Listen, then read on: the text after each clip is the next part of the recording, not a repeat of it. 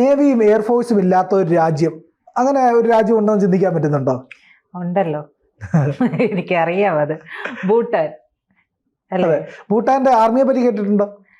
ഭൂട്ടാന്റെ ആർമിയെ പറ്റിയിട്ട് ഇപ്പൊ സംസാര വിഷയം ആവുന്നുണ്ട്. പക്ഷെ എനിക്ക് തോന്നുന്നു ഈ ഓപ്പറേഷൻ നുംഖാൻ അല്ലേ, ആ കാറുകൾ കടത്തിക്കൊണ്ടുവന്ന ഓപ്പറേഷനുമായിട്ട് ബന്ധപ്പെട്ടാണ് ഇത് സജീവമായി. എന്താണ് അതിന്റെ കൂടുതൽ? ശരിക്കും ഈ പറയുന്ന നുംകൂർ ഓപ്പറേഷനുമായിട്ട് ബന്ധപ്പെട്ട് നമ്മൾ ഈ പറയുന്ന വാർത്തകളിലൊക്കെ ഇടം പിടിച്ച ഈ ഭൂട്ടാൻ സൈന്യം എങ്ങനെയാണ്, ഭൂട്ടാനിലെ സൈന്യം ഒരു ചെറിയ രാജ്യമാണ്, അവിടെയാണ് ഈ നേവി എയർഫോഴ്സും ഇല്ലാത്ത. കാരണം അവർക്ക് കടലില്ലാത്തത് കൊണ്ട് തന്നെ അവിടുത്തെ കുട്ടികളുടെയൊക്കെ വലിയ സ്വപ്നം കടൽ കാണുക എന്നുള്ളതാണ്.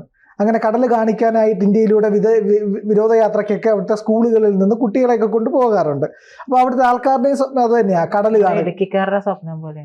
അതെ, അപ്പോൾ നമുക്ക് ഭയങ്കര അതിശയമല്ലേ ഹിമാലയം കാണുന്നതിനെ പറ്റിയിട്ട്. അപ്പോൾ അവരുടെ അടുത്ത് ചോദിക്കുകയാണ്, നിങ്ങൾക്ക് ഹിമാലയം കാണുമ്പോൾ ഭയങ്കര സന്തോഷമല്ലേ, ഹിമാലയം വലിയ പർവ്വത ശിഖരങ്ങളുടെ മുകളിൽ കയറി നിൽക്കാൻ.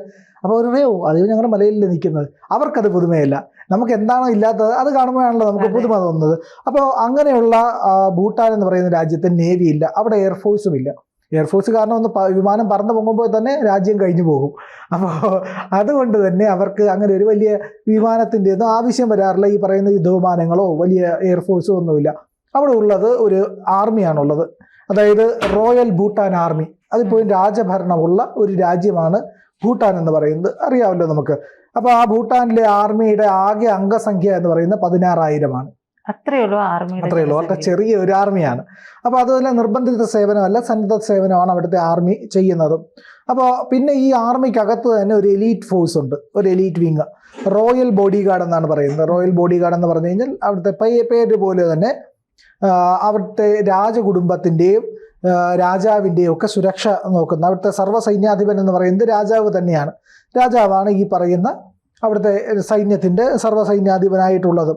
അപ്പോൾ അങ്ങനെ അവരുടെ ഉത്തരവാദിത്വം എന്താണെന്ന് പറഞ്ഞു കഴിഞ്ഞാൽ അവരുടെ രാജ്യത്തിൻ്റെ സുരക്ഷയും അഖണ്ഡതയും ഒക്കെ കാത്തു സൂക്ഷിക്കുക എന്നുള്ളത് തന്നെയാണ് ആ രാജ്യത്തിൻ്റെ സൈന്യത്തിൻ്റെ ചുമതല, എല്ലാ രാജ്യങ്ങളുടെയും പോലെ. അപ്പോൾ ഇതിനകത്ത് ഇത്രയും ചെറിയൊരു സൈന്യമായതുകൊണ്ട് തന്നെ അവർക്ക് വലിയ സീക്രസി ഒന്നും അതിൻ്റെ അകത്തില്ല. അവരുടെ സൈനിക കേന്ദ്രങ്ങൾക്കകത്തേക്ക് കടന്നു ചെല്ലാനും അവിടെയൊക്കെ സന്ദർശിക്കാനും ഒക്കെയുള്ള സ്വാതന്ത്ര്യവും അനുമതിയൊക്കെ ജനങ്ങൾക്കുണ്ട് എന്നുള്ളതാണ്. അപ്പോൾ ഈ സേനയ്ക്ക് ട്രെയിനിങ് കൊടുക്കുന്നത് പ്രധാനമായിട്ടും ഇന്ത്യയാണ്. ഇന്ത്യൻ സൈന്യമാണ് അവർക്ക് ട്രെയിനിങ് കൊടുക്കുന്നത്. ഒരു ബ്രിഗേഡിയർ, ഇന്ത്യയുടെ ആർമിയിൽ നിന്നുള്ള ഒരു ബ്രിഗേഡിയർ ഈ പറയുന്ന ഭൂട്ടാനിൽ ഉണ്ടാവും. അദ്ദേഹമാണ് ആ ട്രെയിനിങ് സെന്ററിന്റെ ചുമതലക്കാരൻ എന്നുള്ളതാണ്.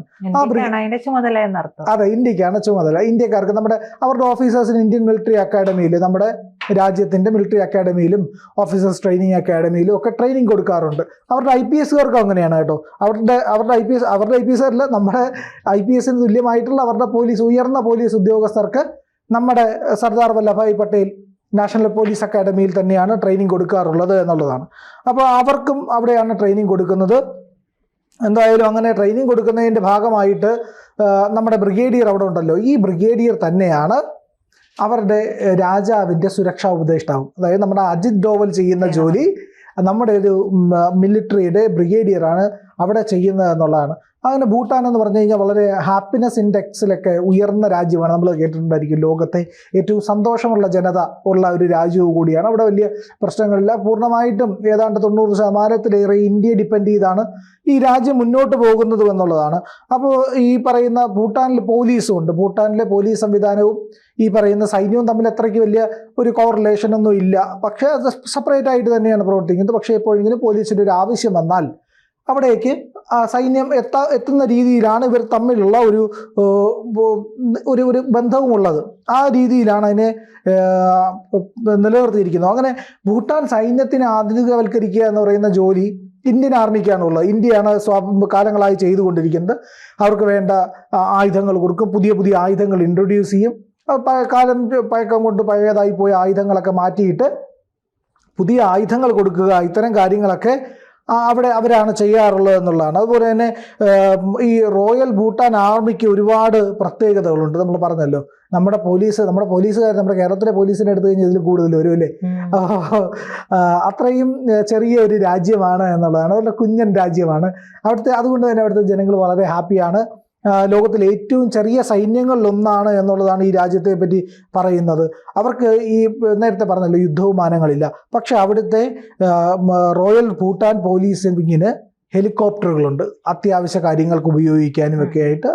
അത് വെച്ചിട്ടാണ് അവരവിടെ ഫ്ലൈ ചെയ്യുന്നത്. അങ്ങോട്ടും ഇങ്ങോട്ട് പോകാനോ ഒക്കെ വലിയ വലിയ ദൂരങ്ങൾ, വിശാലമായ ദൂരമൊന്നും സഞ്ചരിക്കാനൊന്നും ഇല്ലല്ലോ. അപ്പോൾ അങ്ങനെയാണ് എന്തായാലും ഈ പറയുന്ന സന്നദ്ധ സേവനമാണ് അവർ ചെയ്യാറുള്ളത്.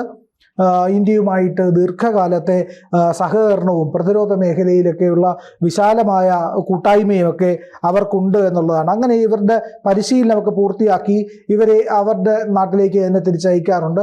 അതുകൊണ്ട് തന്നെ സ്വാഭാവികമായിട്ടും ഭൂട്ടാനിലുള്ള ആൾക്കാർക്ക് ഇന്ത്യയുമായിട്ട് അഭേദ്യമായ ബന്ധമുണ്ട്. നമ്മുടെ സിനിമകളൊക്കെ തന്നെയാണ് അവരുടെ പ്രധാനപ്പെട്ട താരങ്ങളെയൊക്കെ നമ്മുടെ സിനിമാ നടന്മാർ തന്നെയാണ് അവർക്കിഷ്ടം. വലിയ വ്യത്യാസമൊന്നുമില്ല. ഹിന്ദി അറിയുന്ന ജനവിഭാഗങ്ങളാണ് ഏതാണ്ട് ഭൂരിഭാഗവും. പിന്നെ അതുകൊണ്ട് തന്നെ ഈ സൈനിക കേന്ദ്രങ്ങളും വിമാനത്താവളങ്ങളും അടക്കമുള്ള മേഖലകളിലൊന്നും പൊതുജനങ്ങൾക്ക് അങ്ങനെ വലിയ കർക്കശമായിട്ടുള്ള നിയന്ത്രണങ്ങളൊന്നും ഇല്ല എന്നുള്ളതാണ്. അതീവ രഹസ്യമായ സുരക്ഷാ മേഖലകൾ അവിടെ ഇല്ല എന്ന് തന്നെ പറയാം. രാജ്യങ്ങൾക്കിടയിൽ ഒരു ബഫർ സോൺ പോലെ നിൽക്കുന്ന രാജ്യമാണ്. വളരെ പ്രകൃതിയാൽ അനുഗ്രഹീതമായ ഒരു രാജ്യമാണ് എന്നുള്ളതാണ്. എങ്ങനെയെന്ന് പറഞ്ഞാൽ നമുക്കറിയാമല്ലോ, അവിടുത്തെ മലമടക്കുകളും ഈ പറയുന്ന സുന്ദരമായ ഭൂപ്രദേശങ്ങളും ഒക്കെ ഭൂട്ടാൻ്റെ സൗന്ദര്യം വൻതോതിൽ വർദ്ധിപ്പിക്കുകയാണ്. അവിടുത്തെ ജനങ്ങൾ പ്രധാനമായിട്ടും ജീവിക്കുന്ന കാര്യം എന്ന് പറയുന്നത് ടൂറിസമൊക്കെയാണ്. ടൂറിസമാണ് അവരുടെ ഏറ്റവും പ്രധാനപ്പെട്ട വരുമാനങ്ങളിൽ ഒന്ന് എന്ന് പറയുന്നത്. നമുക്ക് ഇന്ത്യയിൽ നിന്ന് അങ്ങോട്ട് പോകാനായിട്ട് വിസയുടെ ഒന്നും ആവശ്യമില്ല. പാസ്പോർട്ട് ഉണ്ടായിരുന്നാൽ നമുക്ക് പാസ്പോർട്ട് വേണം തോന്നുന്നു അല്ലേ. അപ്പോൾ എന്തായാലും അങ്ങോട്ട് വിസ ഒന്നും ആവശ്യമില്ല, പോയിട്ട് വരാം, സുഖമായിട്ട് യാത്ര ചെയ്യാം. അങ്ങോട്ട് നമ്മുടെ രാജ്യം കടന്നു പോകാനൊക്കെയുള്ള വളരെ ഈസി റിലേഷനാണ് ഭൂട്ടാനുമായിട്ട് ഉള്ളത്. ഈ പറയുന്ന കാറുകൾ കടത്തിക്കൊണ്ടുവന്ന സംഭവം ഉണ്ടല്ലോ, കാറുകൾ, അതായത് അവിടുത്തെ റോയൽ ഭൂട്ടാൻ ആർമിയുടെ കാറുകളാണ്. അവർ കാറുകൾ ഉപയോഗിച്ചിരുന്ന ഹില്ലി ഏരിയകളിൽ ഉപയോഗിച്ചിരുന്ന മലവടക്കുകളിലൊക്കെ കയറി പോകാനും കുത്തനെയുള്ള ചെങ്കുത്തായ പ്രദേശങ്ങൾ കയറാനും ഒക്കെയുള്ള 4 വീൽ ഡ്രൈവിനുള്ള വലിയ ആക്സിഡൻറ്റ് എന്തെങ്കിലും ഉണ്ടായാൽ തന്നെ പരിക്കേൽക്കാതിരിക്കാൻ വേണ്ടിയിട്ടുള്ള സംവിധാനങ്ങളുള്ള സുരക്ഷാ കാര്യങ്ങളൊക്കെയുള്ള വാഹനങ്ങളാണ്. ഈ വാഹനങ്ങളൊക്കെ കുറേ നാൾ ഉപയോഗിച്ച് കഴിയുമ്പോൾ അവർ കണ്ടം ചെയ്തതിനെ ഈ പറയുന്ന ഒഴിവാക്കും. ആർമിയിൽ നിന്ന് അതിൻ്റെ സേവനം മതിയാക്കി അത് റിട്ടയർ ചെയ്ത് പോകും. അങ്ങനെ റിട്ടയർ ചെയ്ത് പോകുന്ന വാഹനങ്ങളെ എന്ത് ചെയ്തു, അവിടുത്തെ ചില ബിരുദന്മാരെടുത്തിട്ട് ഇന്ത്യയിൽ കൊണ്ടുവന്ന് കടത്തിക്കൊണ്ടുവരും. രഹസ്യമായിട്ട് കടത്തിക്കൊണ്ടുവന്ന് പലയിടത്തും കൊണ്ടുവന്ന് രജിസ്റ്റർ ചെയ്യും. ഈ പറയുന്ന വാഹനങ്ങൾ പലതും ഇന്ത്യയിലുള്ളതല്ല, വിദേശ വാഹനങ്ങളാണെന്ന് ഒറ്റ നോട്ടത്തിൽ തന്നെ കണ്ടാൽ മനസ്സിലാകും. അങ്ങനെയുള്ള വാഹനങ്ങളൊക്കെയാണ് അവരിങ്ങോട്ട് കടത്തിക്കൊണ്ടുവന്നത്. അതാണ് വ്യാജമായ മേൽവിലാസത്തിൽ രജിസ്റ്റർ ചെയ്ത് ഇന്ത്യയിൽ കൊണ്ടുവന്ന് രജിസ്റ്റർ ചെയ്ത് അത് പിന്നീട് ഇങ്ങോട്ടേക്ക് കൊണ്ടുവന്ന് NOC ഒക്കെ ഒപ്പിച്ച് കൊണ്ടുവന്നത്. ഇതിനെ പിടിക്കാൻ വേണ്ടിയിട്ടാണ് കസ്റ്റംസുകാർ വന്നത്. കൃത്യമായ നിയമ നടപടികളൊക്കെ എടുത്താണ് ഇപ്പോൾ പൊയ്ക്കൊണ്ടിരിക്കുന്നത്. നടന്മാർക്ക് വലിയ പണിയായിട്ടുണ്ട്. അതെന്തായാലും അത് കേസായിട്ടുണ്ട്, വലിയ കേസാണായിരിക്കുന്നത്. അപ്പോൾ ഈ പറയുന്ന മലമടക്കുകളിലേക്കും അവിടെ വലിയ ഉയരമുള്ള പ്രദേശങ്ങളിലേക്കും ഒക്കെ പട്രോളിങ്ങിനൊക്കെ ആയിട്ട് പോകാനായി ഈ ഭൂട്ടാൻ ആർമിക്ക് 4 വീൽ ഡ്രൈവുള്ള വാഹനങ്ങളാണ് ഉപയോഗിക്കുന്നത്. സുരക്ഷാ കാര്യങ്ങളും നോക്കേണ്ടതുണ്ട്. അപ്പോൾ ഇങ്ങനെ ഇവർ ഈ പറയുന്ന അതിർത്തി മേഖലകളെന്ന് പറഞ്ഞാൽ ചൈനയുടെ അതിർത്തിയുണ്ട്. അതാണ് പ്രധാനമായിട്ടും സൈന്യം പോകുന്ന പ്രധാനപ്പെട്ട സ്ഥലങ്ങളിൽ ഒന്ന് എന്ന് പറയുന്നത്. അവിടെയൊക്കെ പട്രോളിംഗ് നടത്താൻ വേണ്ടി ഉപയോഗിച്ചിരുന്ന വാഹനങ്ങളാണ് ഇത്തരത്തിലുണ്ടായിരുന്നത്. അതിന് ചില പ്രത്യേകതകളുണ്ട്. ഈ പ്രത്യേകത എന്ന് പറഞ്ഞാൽ 4 വീൽ ഡ്രൈവ്.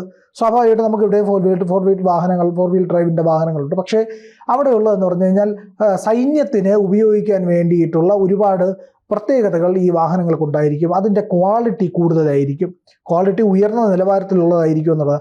അങ്ങനെയുള്ള വാഹനങ്ങളായതുകൊണ്ടാണ് ഈ നടന്മാർക്കൊക്കെ ഇത്തിരി അതിനോട് കമ്പം തോന്നിയതും അതിനെ കൊണ്ടുവരികയൊക്കെ ചെയ്തു. നമ്മുടെ ഇന്ത്യൻ ആർമിയുടെയും വാഹനങ്ങൾ ഇതുപോലെ തന്നെ ലേലം ചെയ്യാറുണ്ട്. അപ്പോൾ നമുക്ക് വേണമെങ്കിൽ കാശുണ്ടെങ്കിൽ പോയി വാങ്ങിക്കാനൊക്കെ പറ്റും.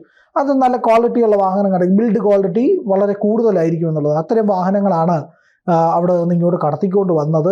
അതാണിപ്പോൾ വലിയ വിവാദത്തിലായിരിക്കുന്നത് എന്നുള്ളതാണ് പ്രധാനപ്പെട്ട കാര്യം. എന്തായാലും ഒരു കുഞ്ഞൻ ആർമിയുടെ വാഹനങ്ങൾ ഇങ്ങോട്ട് കൊണ്ടുവന്നപ്പോൾ വലിയ പുലിവാടി പിടിച്ചിട്ടുണ്ട് ഇവിടുത്തെ നടന്മാർ അടക്കമുള്ളവർ എന്നാണ് പറയപ്പെടുന്നത്. എന്തായാലും 16,000 പേരുള്ള സുന്ദരമായ രാജ്യത്തിലെ സുന്ദരമായ ഒരു ആർമിയാണ്. അവർ ഇതുവരെ യുദ്ധം ചെയ്തിട്ടില്ല എന്നുള്ളതും മറ്റൊരു പ്രത്യേകതയാണ്.